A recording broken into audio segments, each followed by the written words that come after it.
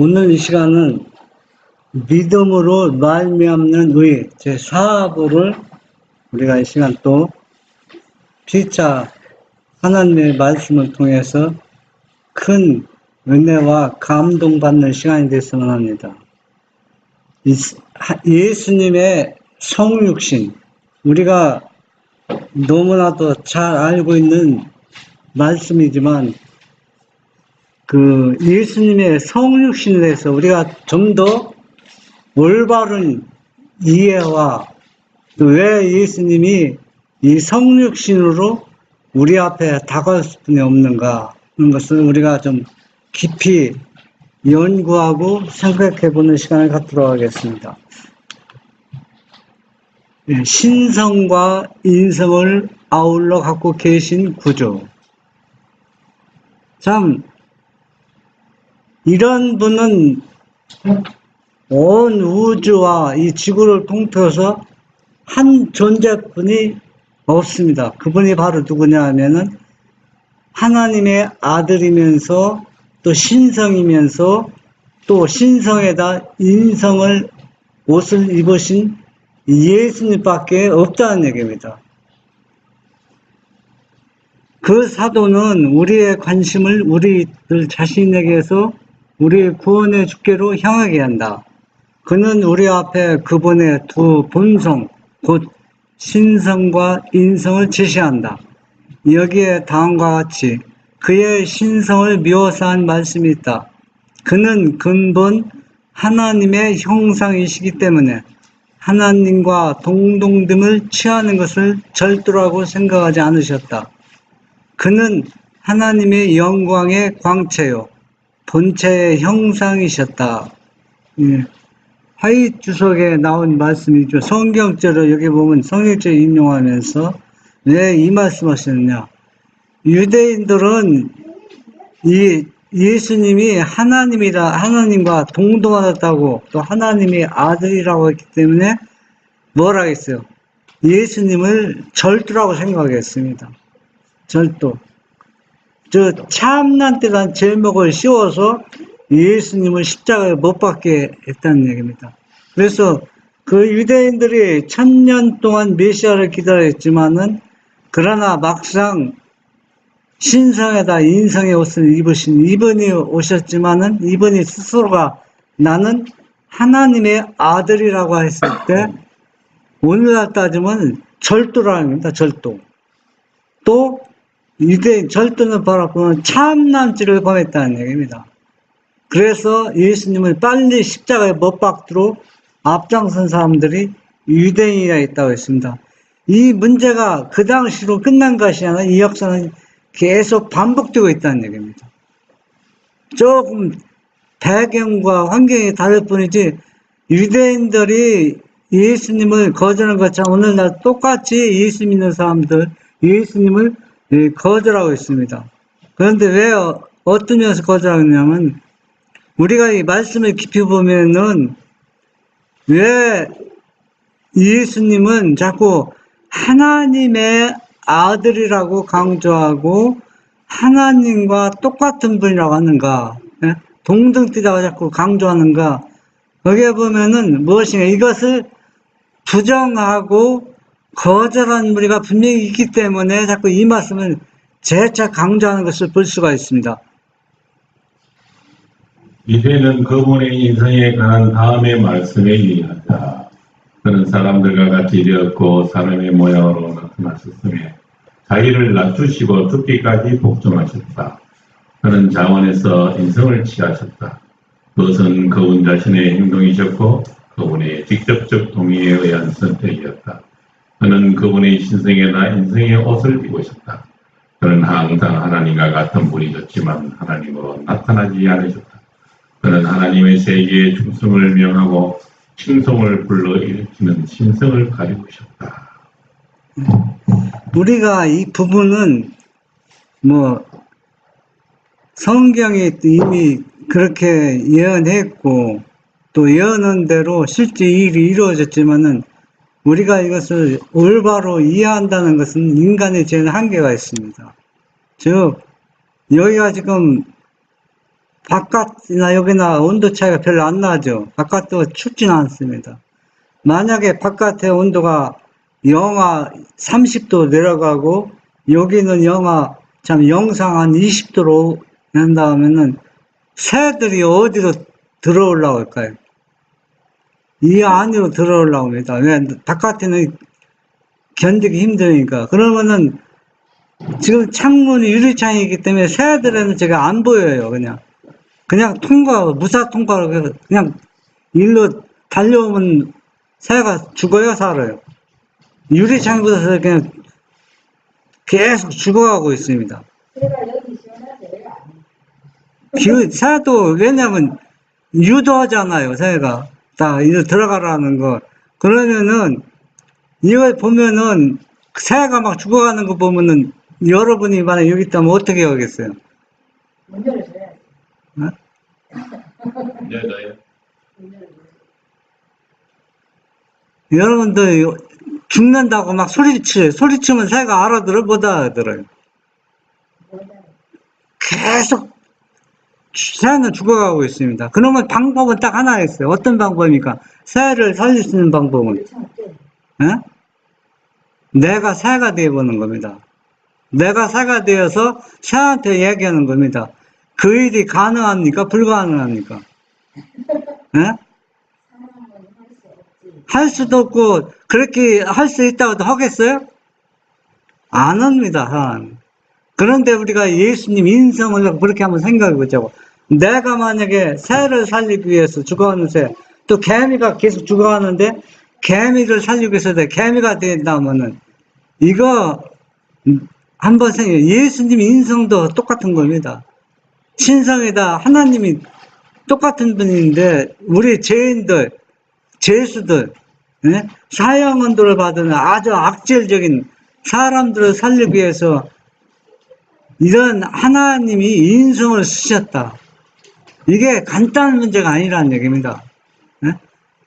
여러분은 나 같으면 그렇게 못하는 걸 이분은 자원에서 했다는 얘기는 그 배경이 무엇일까요? 사랑 때문에 그렇습니다, 우리가. 그는 지상에 계실 때도 하나님이셨지만 그분은 스스로 하나님의 형상을 벗어버리시고 그 대신 사람의 모양과 사람의 형상을 입으셨다. 그는 한 인간으로 땅 위를 걸어다니셨다. 그는 우리를 위하여 가난하게 되셨는데 이는 그의 가난함을 인하여 우리를 부유케 하려 하심이었다. 그는 그의 영광과 위엄을 버리셨다. 그는 하나님이셨지만 잠시 동안 하나님의 영광의 형상을 포기하셨다. 그는 궁핍한 가운데서도 사람들 사이를 행하시면서 가는 곳마다 축복을 뿌리시며 다니셨지만 그의 말 한마디면 여러 군단의 천사들이 그분을 호위하고 그분께 충성을 맹세하는 그런 분이셨다. 우리는 예수님 인성을 생각할 때 그분은 항상 누구였다고 생각해야 됩니까? 하나님이었다는 것을 우리가 생각합니다. 그 하나님이 지금 어떻게 하고 있습니까? 나처럼 땅으로 걸어가고 있어요. 이분은 하나님은 시간과 공간을 초월하는 분입니다. 그런 분이 사람들이 걸어다니는 것처럼 이 땅에서 걸어다녔다는 것, 우리가 깊이 생각하면 간단한 문제가 아니라는 얘기입니다. 그리고 또 그분이 또 이 땅에 오셔서 얼마나 가난하게 사셨어요. 이 가난한 것이 그분이 꼭 가난하게 살아야 된다는 원칙 때문에 그렇습니까? 물론 그것도 무시는 못하지만은 더 중요한 목적은 바로 우리를 어떻게 하기 위해서, 부유케 하기 위해서 그분이 가난하게 했고 완전히 하나님인 자신을 어때요? 형상을 완전히 포기해버렸다는 거예요. 하나님. 그러면서 하나님의 형상을 포기했기 때문에 사람이 걸어다니는 것처럼 똑같이 걸어다니는 것입니다. 이 하나님의 영광을 영원히 포기한 게 아니라 잠시 포기했다는 얘기입니다. 잠시 포기했다는 얘기는 다시 뭐입니까? 시간이 되면 어떻게 해요? 그 포기했던 영광을 다시 어떻게 했다는 거예요? 회복하시겠다는 약속이라는 얘기입니다. 그런데 오늘날 많은 사람들은 예수님은 아직도 우리가 이 땅에 걸어 다녔던 그 인간이셨던 그 모습으로 계속 영원히 인성을 지닌 채 계시고 있다는 얘기입니다. 그 성경을 완전히 올바로 이해하지 못하고 있다는 얘기입니다. 그러면은 우리가 지금 예수님이 그러면은 옛날에 포기했던 그 영광을 다시 찾으시면은 인성을 완전히 포기했냐? 그렇지 않습니다. 인성도 가지면서 하나님의 영광을 다시 되찾은 겁니다. 그렇기 때문에 이번에는 신비이고 경건의 비밀이라는 얘기는 그분 안에 신성과 인성이 개별로 따로따로 존재하고 있다는 얘기입니다. 뭐 인성과 신성이 하나가 아니라 별개 따로따로 있다는 얘기입니다. 그런데 몸은 뭐 개체는 하나라는 얘기입니다. 이것을 누가 설명할 수 있어요? 설명이 안 됩니다. 설명할 수도 없어요. 아니 개체 하나에 두 존재가 있다니, 따로따로 있다니, 하나도 아니고. 그러니까 우리는 우리에게 주신 만큼 그 정도만 우리가 이해하고 이 문제에 대해서는 깊이 들어가면 들어갈수록 뭡니까? 영적으로 손실을 보고 있다는 얘기입니다. 그렇기 때문에 화이프는 뭐라 했어요? 성령에 대해서 본질적으로 깊이 들어가지 말라는 얘기, 그 얘기입니다. 성령 자체가 알지 못한다는 이야기가 아니라 우리가 한번 생각해 보세요. 이게 인간의 지혜로는 이해가 안 되는 얘기입니다. 그러나 몇몇의 예외를 제외하고는 지상에서 그는 인정받지 못하였고 그를 믿는 사람도 별로 없었다. 분위기는 찬양의 노래 대신에 죄와 저주로 오염되어 있었고 비천함과 궁핍함이 그의 운명이었다. 병든 자를 고치시고 용기가 꺾인 자들에게 힘을 주시는 그의 사명을 다하려고 이곳저곳을 다니실 때에 그에게 축복을 비는 목소리는 별로 없었고 나라의 위대한 사람들은 멸시하는 마음으로 그를 무시하였다. 네. 여기 보면 예수님이 하나님이시지만은 사람처럼 인성으로서 인간으로서 걸어다니면서 우리가 비천함과 우리가 궁핍함을 살아야 되지만은 우리를 부욕케 하기 위해서 그분이 그러한 궁핍함과 또 그의 운명은 죄인 취급받으면서 살 수뿐이 없었습니다. 이분이 다니는 것은 다 축복을 품고 다녔습니다. 우리가 교회에서 뭐 간증할 때 간증 다 들어보면은 우리가 사람들은 뭐 감동이고 은혜 받았다 우리가 성경 말씀 보면은 그걸 유심히 살펴봐야 합니다. 진짜 하나님의 거듭 받은 영혼이 우리 주위에 한 사람이 있다면 그 사람 때문에 우리가 다 마음에 뭘 얻습니까? 평안함을 얻고 행복함을 느낍니다. 거듭난 사람 그 존재. 그만큼 하나님의 영혼 파워가 대단한 겁니다. 그래서 사기꾼이 뭐라 하냐면 자신이 거듭났다 얘기하지 말라고 했어요. 왜냐하면 그것은 잘못하면 하나님을 우롱하고 있는지도 모른다는 겁니다. 예수님은 다니시면서 뭘 뿌리고 다니냐면 축복을 뿌리고 다녔어요. 그런데 사람들은 이 축복을 어때요? 멸시와 조롱으로 대했습니다. 또 그분을 너무 무시했습니다. 이것과 그 영광의 풍성한가를 대조해 보라. 그 불멸의 입술에서 쏟아져 나오는 풍성한 찬양의 소리를 그를 경모하는 찬양에 참여하는 수백만의 하나님의 세계의 많은 음성을 그러나 그는 죽을 수밖에 없는 인간의 운명을 취하신 것이다. 그는 인간 가족의 일원이었으므로 죽을 수밖에 없는 운명이셨으나 하나님으로서 그는 여전히 세상의 생명의 셈이었다. 네. 예수님은 온 우주에 존경을 받으시고 경배를 받으시고 또 그 얼마나 많은 천사들이 그분의 말 한마디에 명령에 순종합니까? 여러분, 구약시대에 하루아침에 천사 한 존재가 아수르 대군 18명을 완전히 몰살시킨 그 성경이 나오죠. 천사 한 명이 18만 명을 죽였습니다.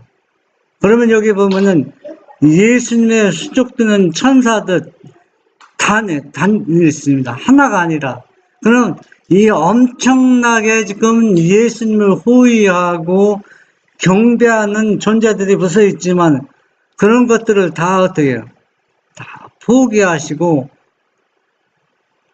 이 땅에 오셔서 그냥 우리를 구원하기 위해서 죽으시는 것도 대단한 건데 너무 감사하고 고마운 건데 뭐를 죽냐?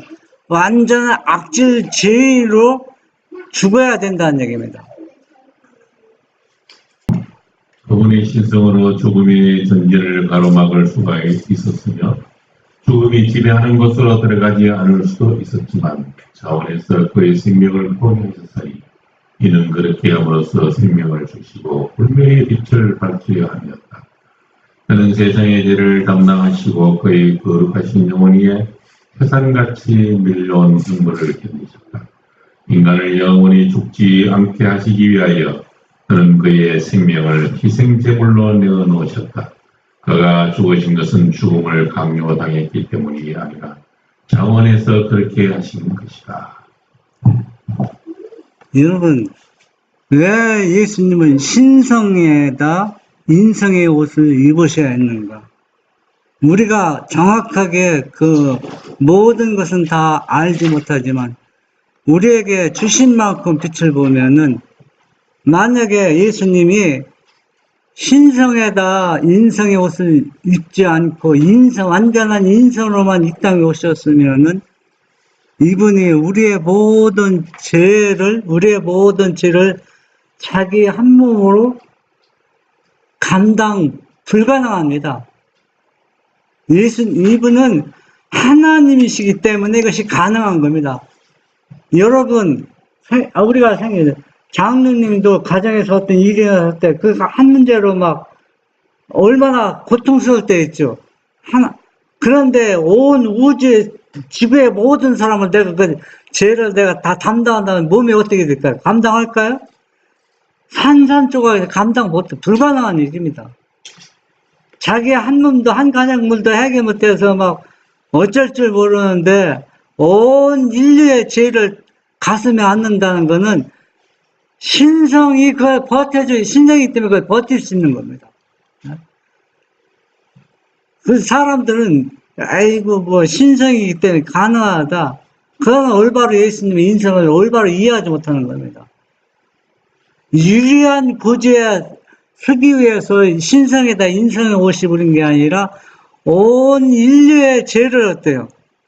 태산같이 밀려오는 그 모든 형벌, 또 아버지의 진노, 분노 그런 것을 감당하기 위해서 신성에다 인성의 옷을 입을 수밖에 없었다는 얘기입니다. 그래서 이분은 누가 죽어라서 죽은 것이 아니라 자원에서 일을 하셨다는 얘기입니다. 이것은 겸손이었다. 인류를 구원하시기 위하여 온 하늘의 보화를 한 선물 속에서 쏟아놓으신 것이다. 그는 그의 인상 속으로 생명을 주시는 모든 에너지를 들여오셨다. 이 에너지를 인류는 필요로 하고 받아들여야 한다. 이야말로 하나님과 사람의 참으로 불가사의한 결합이 아닐까. 그는 그의 신성으로부터 생명력과 섞지 않을 사회력을 인성으로 쏟아 넣으심으로써 질병의 침입을 저지하여 그의 인간의 본성을 도우실 수도 있으셨지만 그는 자신을 낮추사 인성을 취하신 것이다. 네, 우리가 여기서 신성과 인성을 올바로 이해하려면 예수님이 신성 하나님이셨지만 자기 인성에다 신성의 모든 것을 어때요? 에너지를 집어넣는 겁니다. 그거 집어넣어야 그러면 인성이 견디고 버틸 수 있다는 얘기다. 뭐든.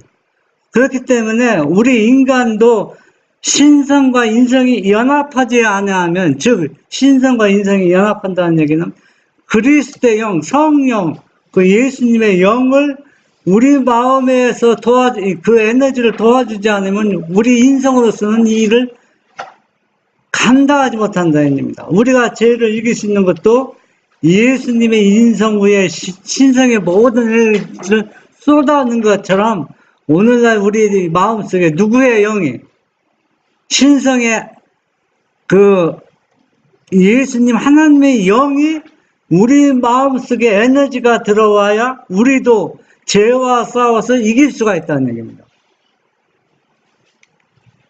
하신 것은 성경을 이루시기 위함이었다.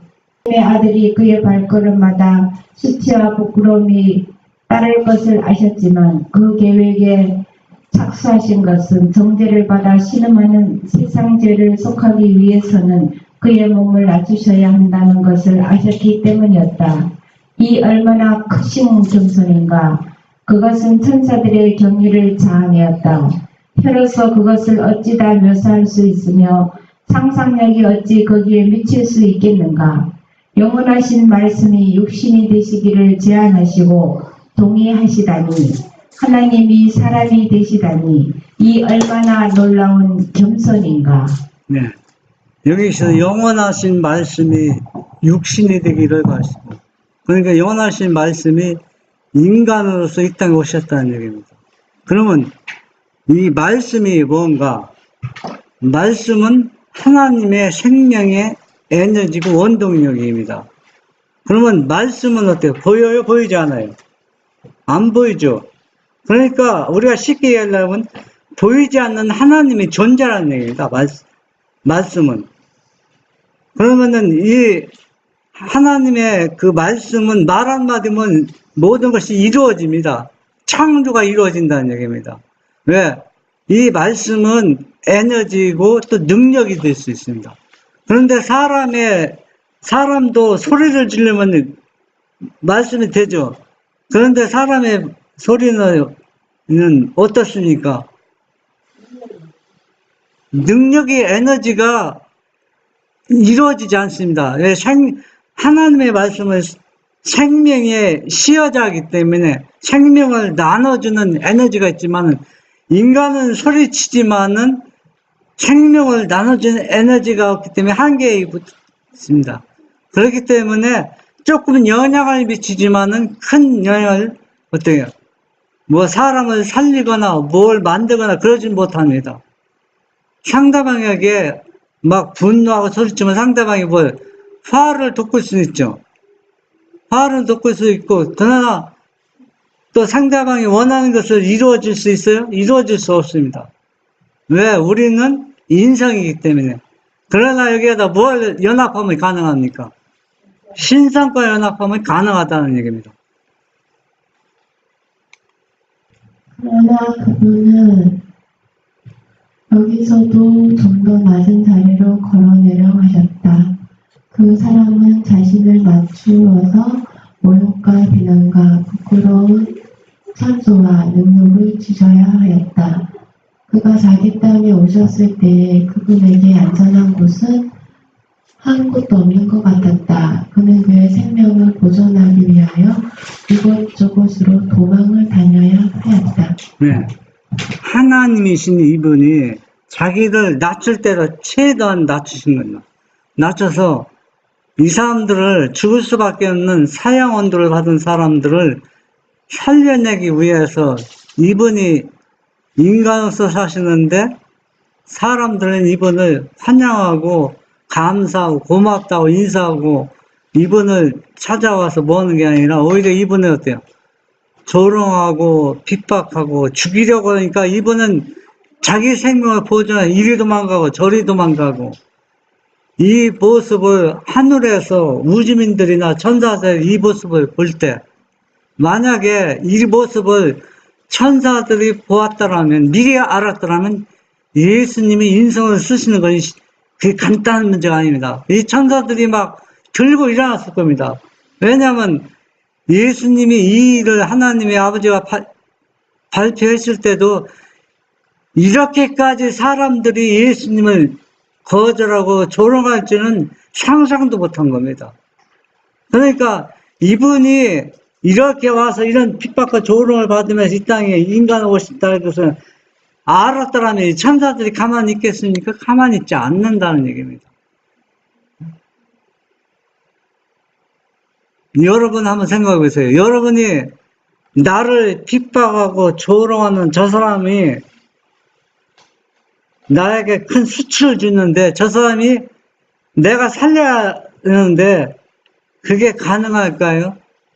저 사람이 좀 의로운 사람이다. 이 사람은 이 불악에서 우리 이웃에서 참 이 사람은 죽어가는 것은 안 된다. 꼭 살려서 필요한 사람이 살려야 된다 하면은 내 몸을 희생해서 살릴 수는 있어요. 그러나 저 사람이 가장 악질이고 강도고 꼭 죽어야 할 사람을 내가 저 사람을 살리기 위해서 내 생명을 포기한다.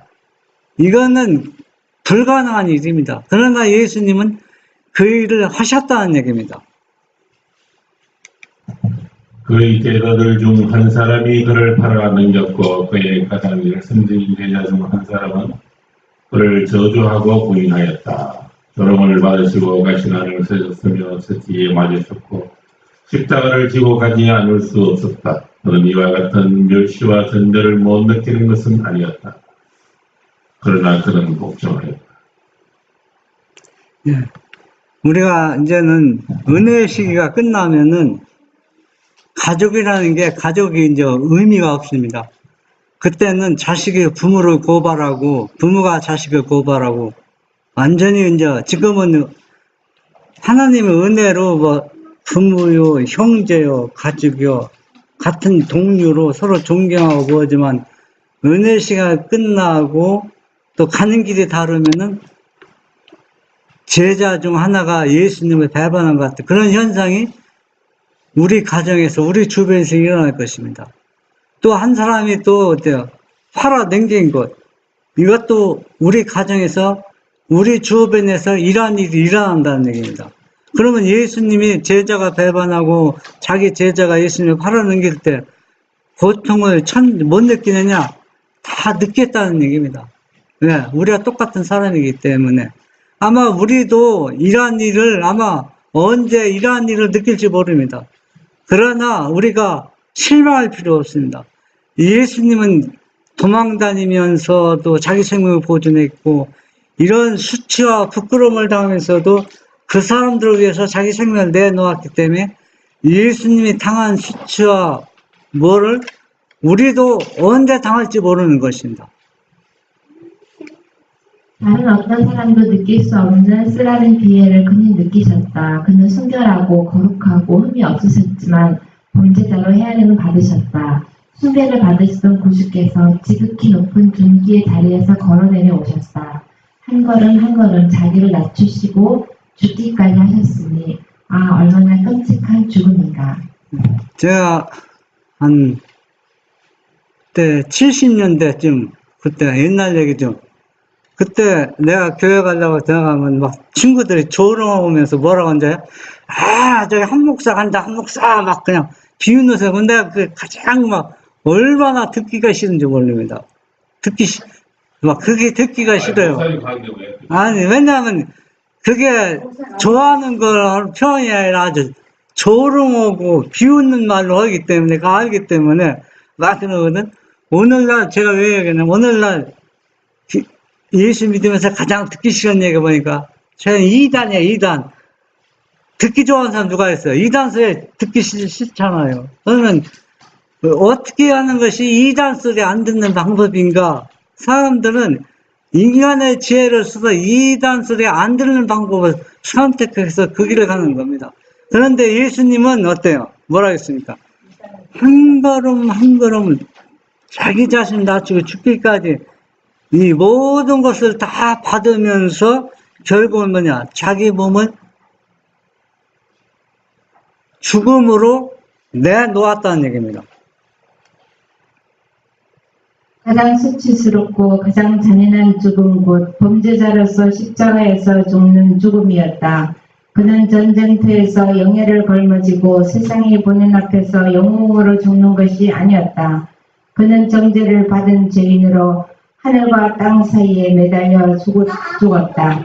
천박하고 죄가 많고 방탕한 무리들의 조롱과 험담 속에서 수치와 모욕을 당하면서 천천히 죽는 죽음을 당하셨다.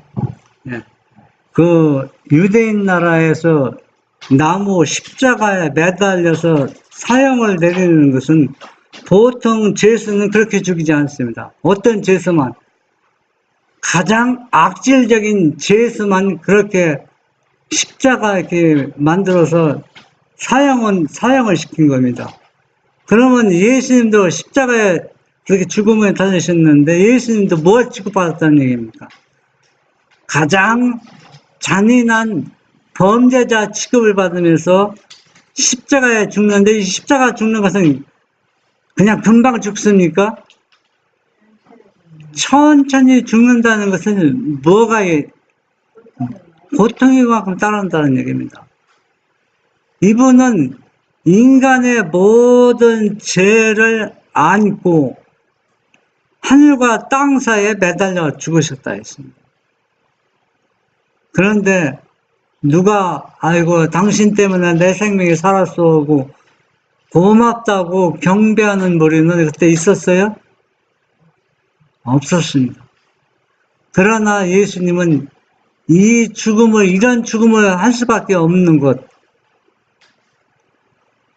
왜 그랬을까요? 조롱과 이 험담 속에서 수치와 모욕을 당하면서 천천히 죽는 것은 나를 구원하시기 위해서 그랬다는 겁니다. 나를 보는 자는 다 비웃으며 입술을 삐죽이고 머리를 흔들며 말하되 그는 범죄자들 중 하나로 헤아림을 받으셨고 사람들의 조롱을 받으며 숨을 거두셨다. 그리고 육체를 따라 그의 친척된 자들은 모두 다 그를 버렸다. 그분의 어머니는 그가 당하는 수모를 목격하였고 그는 칼이 그 어머니의 가슴을 찌르는 듯하는 광경을 보지 않을 수가 없었다. 그는 십자가를 참으시고 부끄러움을 개의치 않았다. 그러나 그는 이 작은 세계의 거민들을 위해서뿐 아니라 그가 창조하신 온 우주의 모든 거민들을 위해서는 이루어질 결과를 생각하며 그가 당하고 있는 일을 작은 일로 생각하셨다.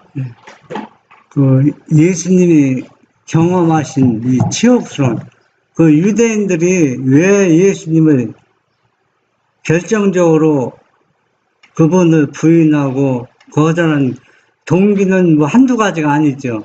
아니지만 크게 몇 가지로 보면은 그분은 하나님의 아들이었다. 그 때문에 참남죄, 절도범이다. 그게 하나님 것을 도둑질했다. 아버지의 하나님만 누릴 수 있는 영광을 이분이 취했다는 얘기입니다. 그리고 또 십자가에 죽는 것은 하나님께 얼마나 큰 천벌을 받아서 얼마나 큰 죄를 지어서 천벌을 받는 사람만이 그 나무에 십자가 달려 죽는 그런 사형을 시켰다고 계속 유대 나라에 그런 것들이 대대적으로 이렇게 내려오고 있습니다. 그러니까 저 사람은 하나님께 너무 큰 죄에서 천벌을 받고 있다고 생각하니까 그런 예수님을 메시아로 인정하고 받아들인다는 것은 그들에게 쉬운 일이 아니었습니다. 그러나 예수님은 반대로 이런 취급을 당하면서 십자가에서 가장 천인공란 죄인 취급을 강도로 취급받으면서 죽으면서까지 이 일은 크게 생각하지 않고 작은 일로 생각했다. 왜? 이 일이 바로 보면 지구의 온 인류를 구원할 뿐 아니라 온 우주민들의 뭡니까? 평화와 안전을 주기 때문에 이 일을 작은 일로 생각하고 있었다고 했습니다. 그리스도는 인간을 대신해서 죽으셔야 하였다. 인간은 배신자이며 반역자로서 하나님의 율법을 범한 죄로 사형 선고를 받은 죄인이었다. 이 때문에 인간의 대속자는 악인으로 죽어야 하였다. 왜냐하면 그는 그의 거룩한 영혼 위에 인간이 쌓아놓은 죄를 지시고 죄인들을 대신하여 서셔야 했기 때문이었다. 우리는 이런 분 예수님을 배반하거나 배척하지 않고 우리는 뭐잖아 어떤 환경이 일어나면 나 그분 모른다고 할 수 있습니다. 그러나 우리는 나 때문에 내 죄 때문에 이분이 십자가에 가장 악질로 취급받으면서 돌아가셨다고 생각하면서 우리가 쌓아놓은 죄를 이분이 다 가지고 갔다는 것을 생각하면서 우리는 감사하게 생각하면서 이분이 가신 발자취를 우리가 끝까지 따라가야 된다는 겁니다. 예수는 깨어진 율법이 요구하는 바를 온전히 충족시키기 위해서 죽는 것으로 족한 것이 아니라 치욕스러운 죽음을 죽으셔야 했다. 선지자는 세상에 그의 말씀을 전하여 가로되 나는 수치와 침뱉음으로부터 나의 얼굴을 숨기지 아니하였도다 라고 하였다. 이것을 생각한다면 인간이 조금인들 자기를 높이는 마음을 가질 수가 있겠는가? 십계명이 완전히 파괴되었기 때문에 이 파괴된 것을 원래 상태로 복구하려면은 뭡니까? 예수님이 이런 십자가의 죽음을 죽어야 되는 겁니다. 그래서 이 일을 이루기 위해서 예수님께서는 자원해서 자기 몸을 이미 십자가에 내놓았습니다. 그러면 우리는 이 십자가를 바라보면서 우리가 예수 믿는다고 누가 여러분 손가락질 합니까?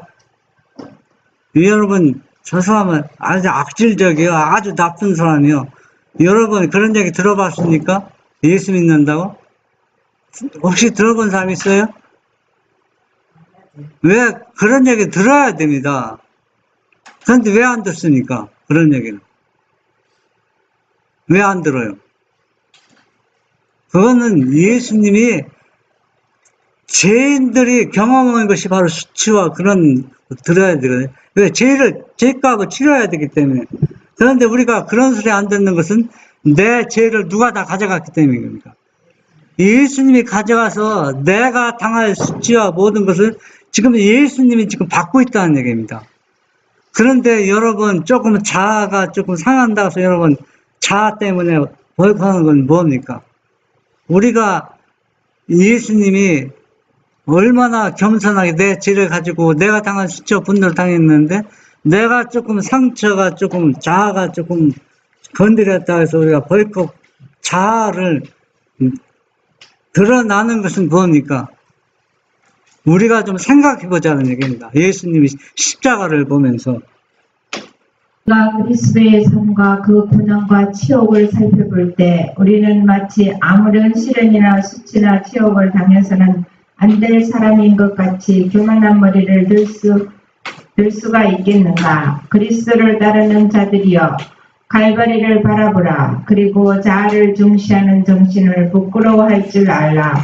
하늘의 지존자께서 당하신 이 모든 곤욕은 모두 다 죄 많고 정죄를 받은 인간을 위함이었다. 우리가 이 말씀을 우리가 한번 깊이 명상하면서 우리가 때로는 예수 때문에 불이익을 당할 수도 있습니다. 그렇죠? 그러나 우리가 이럴 때마다 우리가 예수님을 생각하면서 우리가 자아가 꿈틀리고 일어날 때마다 그런 자아가 일어날 때 내 자신이 부끄러움을 느껴야 된다는 얘기입니다. 네.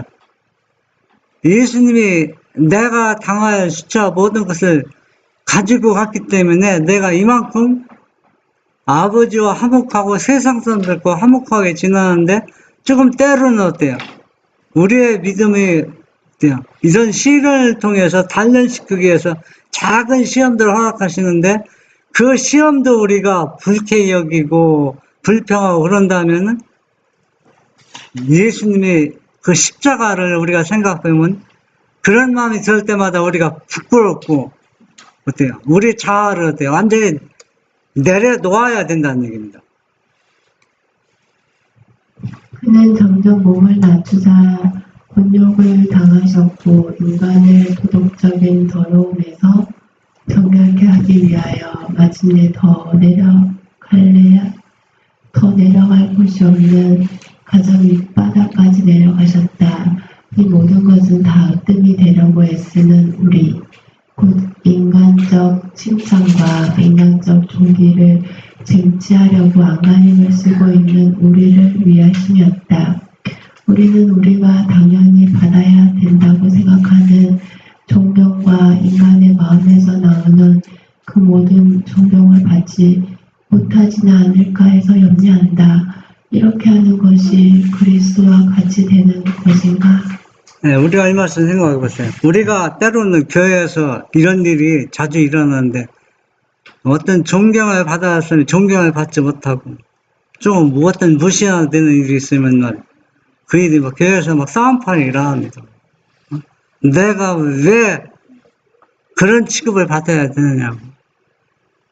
여러분, 우리가 이런 마음이 든다는 얘기는 우리가 뭡니까? 예수님이 나 때문에 지금 어떤 고통을 받고 당하고 있는다는 것을 우리가 전혀 생각지 않고 있다는 얘기입니다.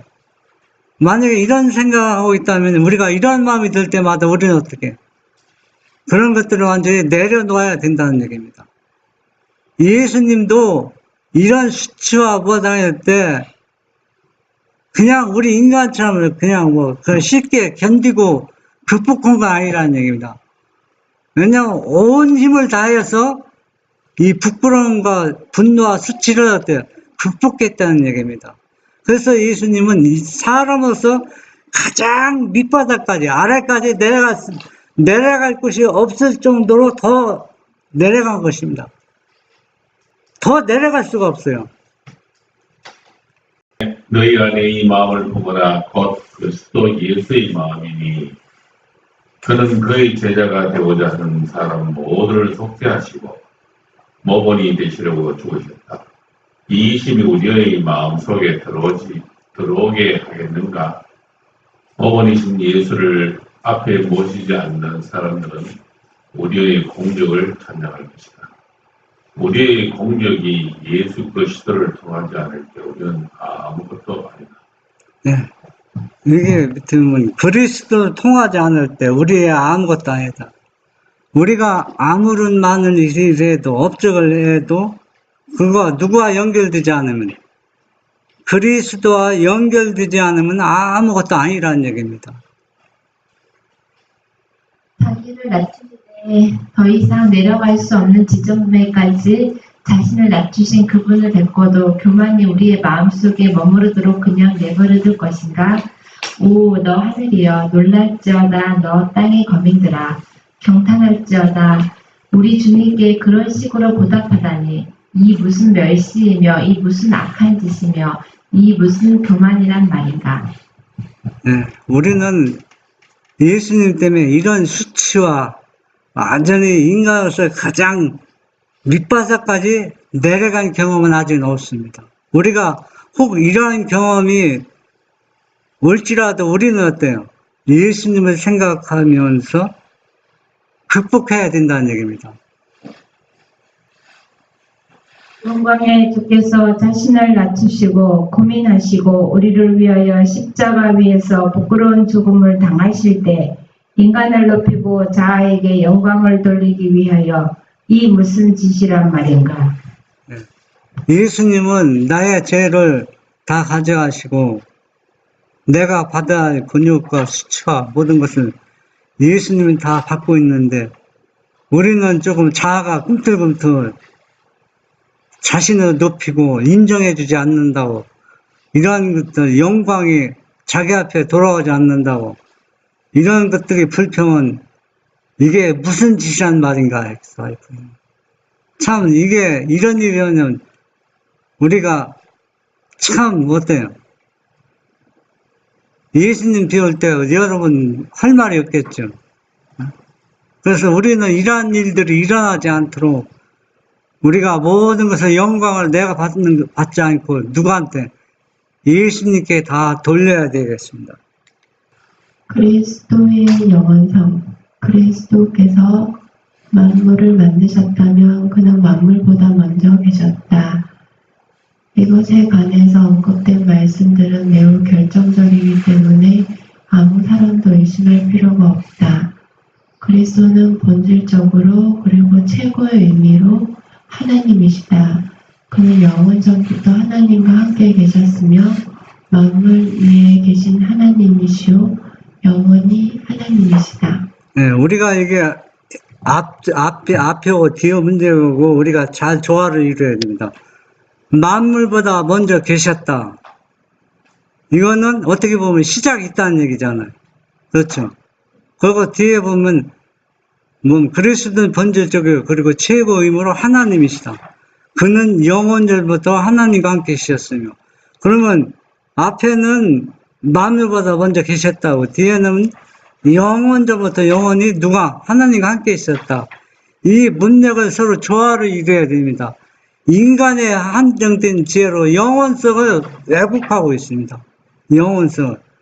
그래서 이 영원성, 우리는 인간이 된 영원성을 영원히 그 끝까지 올라갈 수가 없어요. 그러니까 사람들은 그 신학적으로는 신학적으로 이게 이해가 안 되는 겁니다. 왜? 만물보다 먼저 계셨으면 시작이 있네. 시작이 있네. 영원전부터 있으면 시작이 없는데 시작이 있네. 그렇지만은 여기에는 영원성, 영원히 하나님을 함께 하셨다. 그러니까 이 영원성이나 영원이 얼마나 무한한 되겠는지 이 영원 속에서 시작이 있다고 말을 할 수가 없어요.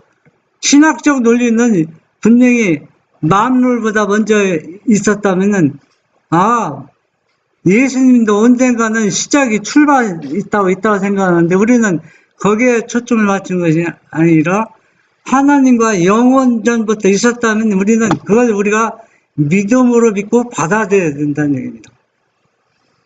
하나님의 거룩한 아들 주 예수 그리스도는 영원 전부터 계셨고 명확히 독립된 객체이시지만 아버지와 하나이시다. 그는 하늘에 뛰어난 영광이셨다. 그는 하늘에 있는 치성적 존재자들의 사령관이셨으며 천사들의 경배를 받으시기에 합당하신 분이시다. 이것은 하나님의 영광을 도둑질하는 의미가 아니었다. 하나님의 아들 예수님은 하나님과 하나입니다. 그래서 하나이다 해서 일체는 아닙니다. 일체는 개체가 하나라는 얘기거든요. 개체. 그러니까 삼일체라는 얘기는 천주교에서 삼일체 논리는 아버지, 아들, 성령이 몸뚱이가 하는데 따로따로 있다고. 그러니까 이거는 어떻게 보면 혼란스러운 겁니다. 그냥 하나라고 하면 되는데 삼위일체라고 하기 때문에, 여기 예수님과 아버지는 일체가 아니라 보니까 독립된 개체는 따로 있지만 하나라는 얘기입니다. 하나. 일체는 몸뚱이가 몸이 하나인데 뭐가 되는가? 아버지 아들이 따로 있다는 얘기거든요. 일체는. 그러니까 그렇게 되면은 대혼란이라는 겁니다. 글쎄 하나죠. 아버지와 아들은 하나예요. 하나인데 개체는 따로따로 개별적으로 있다는 얘기죠. 아버지 하나님 개체 있고 예수님 아들 개체가 따로 있다는 얘기입니다. 세계의 기초가 놓이기 전부터 그리스도는 하나님과 하나이라는 진리 속에는 빛과 영광이 있다. 이 진리는 어두운 곳을 하나님의 본래 영광으로 빛나게 하기 때문에 어두운 곳에 비치는 빛이다. 이 진리는 그 자체가 무한히 오묘한 진리이기 때문에 다른 방법으로는 설명이 불가능한 신비로운 진리들을 설명해 주지만 그 진리 자체는 가까이 갈 수 없고 불가해한 빛 가운데 안치되어 있다. 네. 신성에다 인성의 옷을 입은 것은 우리는 어떻게 뭐로도 설명할 수가 없는 겁니다. 또 다 완전히 이해하는 것도 불가능한 일입니다. 그래서 우리는 여기에서 보면은 왜 이 말씀하시냐면은 예수님은 인성을 쓰셨지만은 그 인성 안에는 누가 항상 하나님이시다는 얘기입니다. 하나님. 그러니까 하나님이 배고파하시고 피곤하시고 인간처럼 걸어 다니시고 또 돌아다니면서 또 불쌍한 사람들 도와주고 오는 거예요. 하나님이시며 인성이 있다는 얘기. 그러면은 얼마나 왜 이 얘기를 자꾸 여기 강조하느냐 하면은 하나님 자신이 그렇게 인간처럼 살아간다는 얘기는 우리가 뭘 의미합니까? 최대의 겸손과 최대의 희생을 표현한 겁니다. 그러니까 우리가 예수님의 인성을 생각하면서 우리도 교만한 마음, 또 우리가 올바로 대접과 영광을 받지 못할 때, 인정을 받지 못할 때, 우리는 속상하지 말고 예수님이 이런 취급을 받았기 때문에 우리도 그것을 받아야 된다고 해서 우리가 참고 잘 견디고 이런 자아가 일어나지 않도록 우리가 전적으로 우리의 모본이신 예수님을 따라가시는 여러분 모두 되시고 제가 되길 간절히 바랍니다. 하늘에 계신 우리 아버지, 이 시간 예수님의 신성에다 인성의 옷을 입으신 그 배경과 또 우리처럼 인간이 되셔서 이 땅에 오셔서 우리가 당할 수치와 또 조롱과 핍박, 또 가장 악질적인 괴수의 취급을 받으셨습니다. 이것은 나의 모든 죄와 우리 인간의 모든 죄를 예수님이 지셨기 때문에 이러한 취급을 받고 결국은 괴수로서 십자가에 달려 돌아가셨습니다. 주님, 우리도 예수님이 가신 발자취를 끝까지 따라가며 또 예수님을 배반하는 어리석은 영혼이 되지 않도록 주님께서 끝까지 붙잡아 주시고 인도하여 주시옵소서. 예수님의 이름으로 간절히 기도드립니다.